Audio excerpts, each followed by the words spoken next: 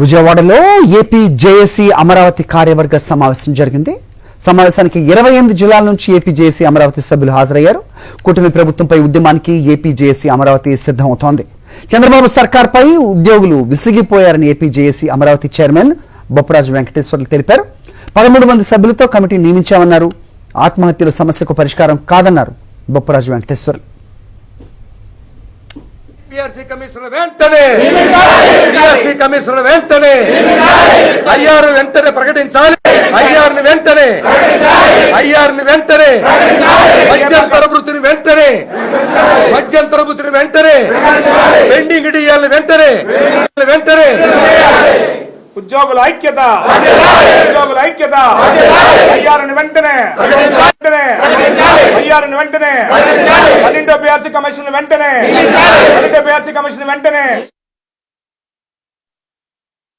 ఇటువంటి నేపథ్యంలో ప్రభుత్వ ఉద్యోగులు ఒకవైపు పెరుగుతున్నటువంటి ధరలకు అనుగుణంగా డిఏలు కానీ పిఆర్సీలు కానీ ఐఆర్లు కానీ సరెండర్ లీవ్లు కానీ ఏమీ రానందుపోయేసరికి మనోవేదన గురవుతున్నారు.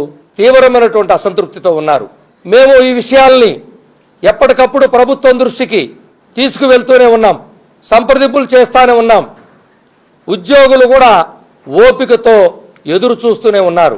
కొంతమంది ప్రభుత్వ పెద్దలు చెప్తా ఉన్నారు, రాష్ట్ర బడ్జెట్ అంతా ఉద్యోగులకే సరిపోతుందని. ఉద్యోగులు ఎప్పుడు కూడా ప్రభుత్వానికి భారం కాదు, ప్రభుత్వానికి బలమని గమనించాలి. ఉద్యోగులు, ఉపాధ్యాయులు ఈ రాష్ట్ర నిర్మాణంలో కీలక పాత్ర వహించేటువంటి వర్గం. మెరుగైనటువంటి పరిపాలన, మెరుగైనటువంటి విద్య, మెరుగైనటువంటి వైద్యం, మెరుగైనటువంటి పథకాలు ప్రజలకు తీసుకెళ్లి చేరువ చేసేటువంటి ఉద్యోగులు ప్రభుత్వానికి భారం ఎలా అవుతారు? మరి అటువంటి నేపథ్యంలో ప్రభుత్వ ఉద్యోగులకి సకాలంలో డిఏలు, సకాలంలో పిఆర్సీలు, సకాలంలో ఐఆర్లు ఎప్పటికప్పుడు చెల్లించేటువంటి బాధ్యత ప్రభుత్వం మీద ఉంది.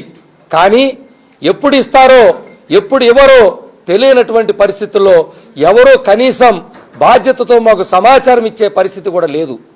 అందుకనే ఈరోజు ఏపీ జేఏసీ అమరావతి రాష్ట్ర కార్యవర్గ సమావేశం 28 జిల్లాల నాయకత్వం, వివిధ శాఖాపరమైన సంఘాల నాయకులు, రాష్ట్ర కార్యవర్గ నాయకులు అందరం కూడా ముక్త కంఠంతో ఉద్యమానికి సిద్ధం చేయాలని ఏకగ్రీవంగా నిర్ణయం తీసుకుంటున్నాము.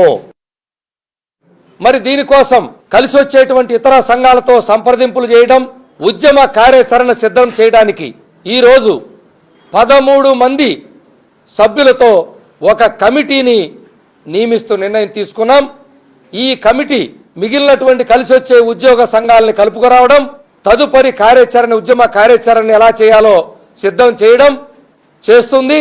మరి దీనికి అనుగుణంగా ఉద్యోగులందరూ కూడా ఉద్యోగుల ఆకాంక్షల మేరకి తీసుకున్నటువంటి నిర్ణయాన్ని, ఏపీ జేఏసీ అమరావతి నిర్ణయాన్ని అందరూ సమర్థిస్తారని, వివిధ సంఘాల నాయకులు కూడా కలిసి వస్తారని, ఉద్యోగులందరూ కూడా ఈ యొక్క చేపట్టబోయేటువంటి ఉద్యమ కార్యాచరణకి అండగా నిలుస్తారని ప్రతి ఉద్యోగిని కూడా కోరుకుంటూ ఉద్యోగుల ఐక్యత వర్ధిల్లాలి. ఉద్యోగుల పట్ల మాత్రం ఎందుకు చిన్న చూపు చూస్తున్నా అర్థం కాని పరిస్థితి. 12వ పిఆర్సీ గడువు దాటి 3 ఏళ్లు దాటినప్పుడు కూడా ఇంతవరకు పైసా ఖర్చు లేని పిఆర్సీ కమిషన్ ఎందుకు ప్రభుత్వం వేయట్లేదో అర్థం కాని పరిస్థితి. అలాగే ఎన్నికల ముందు ఇచ్చిన హామీ మేరకు ఐఆర్ ఎందుకు ప్రకటించట్లేదో అర్థం కాని పరిస్థితి. ఒకసారి ప్రభుత్వం ఆలోచన చేయాల్సిన ఆవశ్యకత ఉంది. ఇవాళ చాలా మంది ప్రభుత్వ పెద్దలు ఇప్పటికే చైర్మన్ గారు చెప్పారు, వచ్చిన ఆదాయం అంతా కూడా ఇవాళ ఉద్యోగులు జీతభత్యాలకే సరిపోతుంది అంటున్నారు. మరి ఉద్యోగులు జీతభత్యాలకే సరిపోతుంది అనుకుంటే జాబ్ క్యాలెండర్ ప్రకటిస్తామంటున్నారు. లక్షలాది మంది నిరుద్యోగులు ఉద్యోగులు ఇస్తామంటున్నారు. ఉన్న ఉద్యోగులకే జీతాలు ఇవ్వడమే గొప్ప అనుకుంటున్న ప్రభుత్వం మరి బకాయిలు 30,000 కోట్ల బకాయిలు ఇప్పుడు తీరుస్తారు. 10 లక్షలు 20 లక్షల మంది ఉద్యోగులు ఎప్పుడు క్రియేట్ చేస్తారు?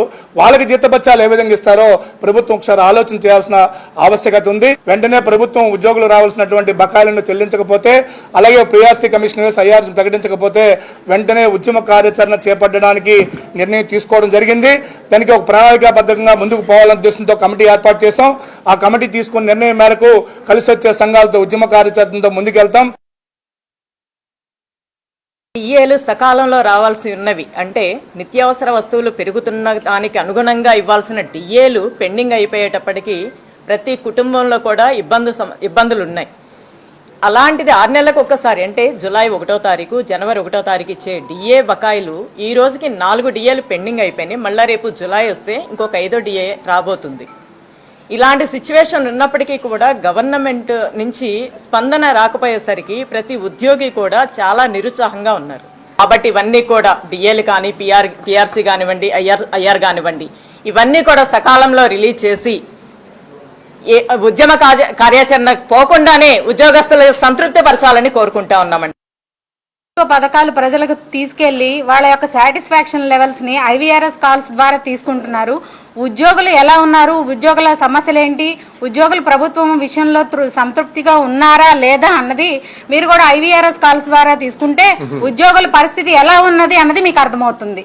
దాన్ని బట్టి ఉద్యోగ సంఘాలు నాయకులు ఎంత సమస్యలను ఫేస్ చేస్తున్నారు, ప్రభుత్వంతో ఎన్ని చర్చలు జరిపినప్పటికీ మీరు మాకు చేయాల్సిన విషయాల్లో మీనమేషాలు లెక్కిస్తానే ఉన్నారు.